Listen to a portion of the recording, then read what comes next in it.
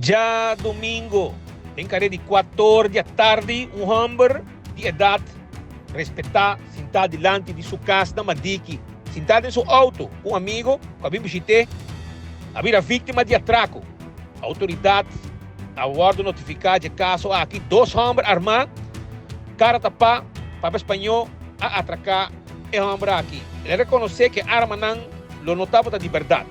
Ele tira a mão para seu machete e a começar a actuar mesura.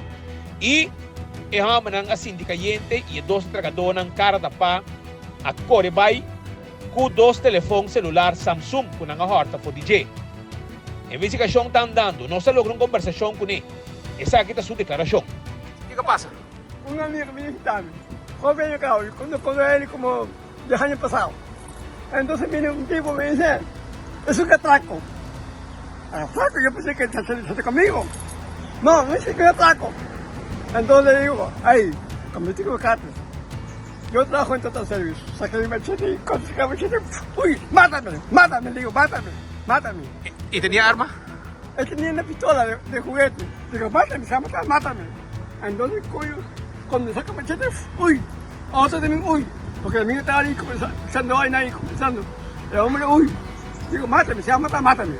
¿Y te llevó? ¿Te robó? Mi hermano me hace teléfonos, ¿Cuántos teléfonos? Samsung, 1. 2. No me hace el teléfono, ¿cómo cuidado? Uno. ¿Y cómo va a echar el arma? ¿Ah?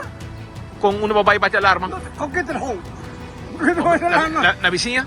Mi amigo llama a policía, te coloca y tal. Ay, yo no tengo teléfono, me robaron. Pero yo decidí, la cámara, aquí hay muchas cámaras. Yo no tengo que dejar mi luz, porque a mí no me puede. Y si viene una pistola y me mata, a mí la vida me interesa. Yo estoy calculando ya. ¿Tenían cara tapada? ¡Sí, catapá! 1. ¡Los 2! 2.